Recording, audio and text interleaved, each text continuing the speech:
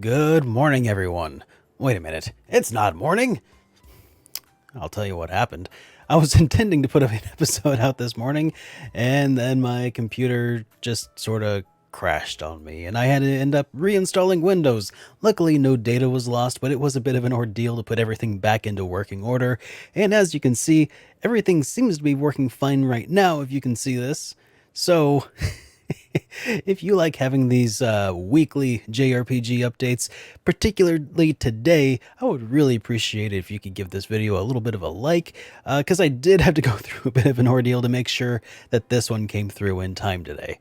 Believe it or not, the headline, the big headline that I wanted to talk to you guys about today didn't come from Square Enix or from any other game development studio. This actually came from a modding team, or I'm not even sure if it was an entire modding team or just one guy.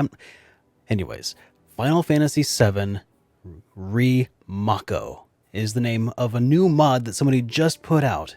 And this mod looks just amazing. As you can see, I got this trailer playing right over in this area. And the thing is, this isn't going to do it any justice. You need to go see this trailer in action. You need to play this because it looks so good.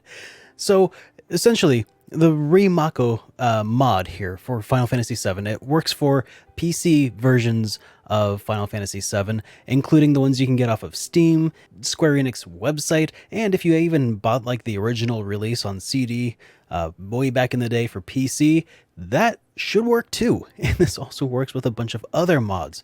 So, but here's why it's big news. Apparently, they're actually using neural networks to interpret the existing assets of the game and upscale them like 4 times the size. So as you can see, everything in this video looks super crisp, super high resolution.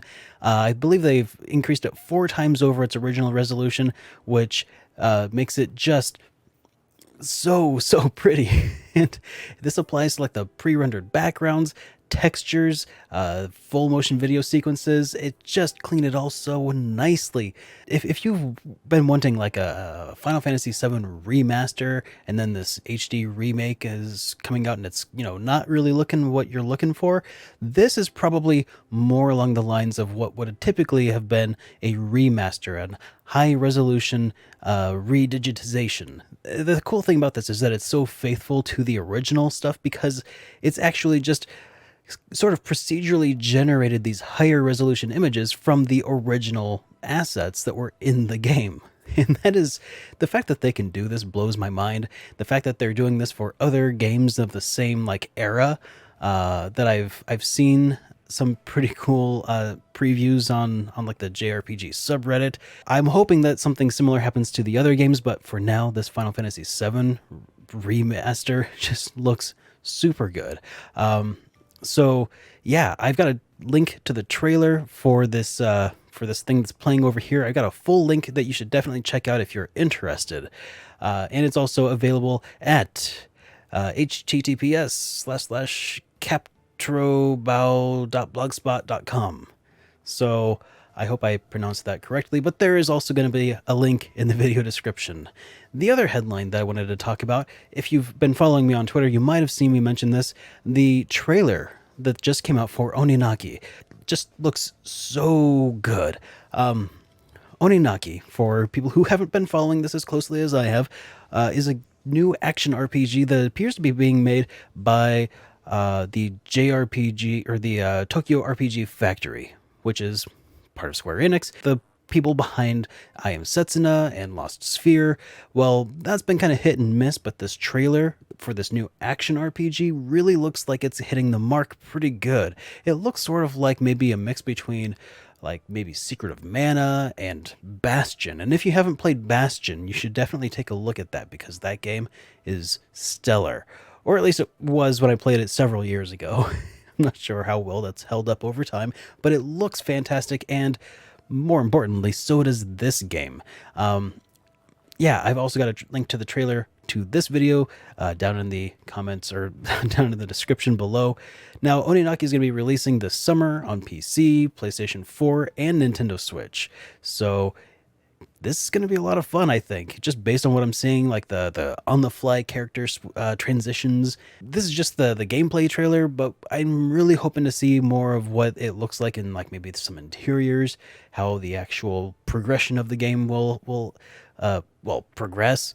But anyways, we've also got other stuff to talk about, including some new game announcements that happened. Square Enix has announced that Star Ocean First Departure R is going to be coming out.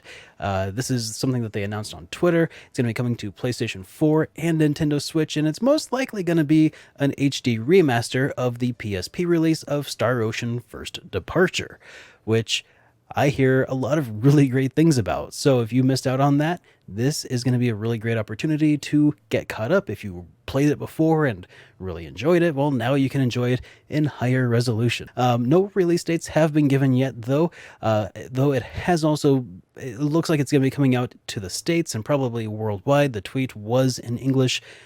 Link to the tweet in the description below. Koei Tecmo, they have this subsidiary called Gust, or this subdivision called Gust, who you might remember is responsible for the Atelier series. Well, they released a trailer for Atelier Raisa, or maybe not a trailer, but more of a teaser. It's like a 30-second thing. Doesn't really give us very much information at all. What I can see from the teaser, though, is that it looks kind of pretty, but there's not really a whole lot to really chew into or chew onto. Sink my teeth into, I guess. Well, the Japanese text that pops up during the trailer says, our adventure begins, which is, again, not a whole lot to go off of, but the teaser promises more information to come out tomorrow, which is the 28th. So that's fantastic. I mean, when I recorded this the first time around, that was a lot longer away than it is now, but yeah, just wait a little bit longer. We'll probably have some information here soon on Atelier Raisa. Also, Sword Art Online Fatal Bullet Complete Edition is coming to the Nintendo Switch. That game's already out for PC, PS4, and Xbox One, but it's coming to Nintendo Switch. It's releasing on August 9th of 2019 and will include all 4 of the original expansion packs that the games received. So, awesome. Also, Sony has released a trailer for Neo 2, and I think that looks pretty cool. They started a closed alpha back on the 24th, and that's ongoing until June 2nd. So if you didn't already get your invite, most likely you're not going to be playing Neo 2 until its official release, but so far, trailer looks pretty rad. And I've got some good news for our European viewers. Spike Chunsoft are localizing 2 games to the European region, including AI Somnium Files, which you guys are getting on September 20th of this year. And before that, you get Crystar, which is coming out on August 30th of this year. Both games will be getting both a physical and a digital release. And we've got some new games that are coming out this week to be excited for. Actually, quite a few. Starting with Lapis X Labyrinth, which is an action RPG by Nipponichi Software. Remember, Nipponichi Software is kind of having a rough time, so if you want to support NIS, not the localization company, but the development studio, this would be a really good way to do that. That's coming out on the PlayStation 4 and Nintendo Switch this week. Also, Warhammer Chaos Bane. It's a game that's made by Games Workshop, who are the same people behind, well, Warhammer, and that's coming to PS4, Xbox One, and PC. We've got another game called Dragon Fangs, The Rose and Dungeon of Time, which is a roguelike RPG that is coming to PS4, Xbox One, and it's already on PC and Nintendo Switch if you don't feel like waiting until that. Or you could go and see what other people think about that game already. Kingdom Come Deliverance Royal Edition is coming out on the PS4, Xbox One, and PC. This is an action RPG, and Gollum Gates is another action RPG that is also coming to PS4, Xbox One, PC, and Nintendo Switch. All this week. A lot of games coming out, a lot of them coming to PS4 specifically. And also, I've got a question of the week for you guys as well. The question of the week for this week is, what is your favorite trope in JRPGs? What is something that you see come up from time to time, or maybe you see it all the time, but even though you are inundated with its occurrence, you actually still don't mind? My favorite trope in JRPGs are the prison escape sequences in particular. I think that there are some in Chrono Trigger. I'm pretty sure there's some in Illusion of Gaia. Not sure if Terranigma has one or not, but I'm pretty sure the Breath of Fire games usually have one in them. And gosh, it's such a it's such a fun little thing where you get trapped and you got to find your way out. You usually end up going out through the sewers or something, and pull a fast one. Dragon Quest XI had a prison escape on it, and I loved every moment of it. So that's my favorite trope. But what about you guys? What is your favorite JRPG trope?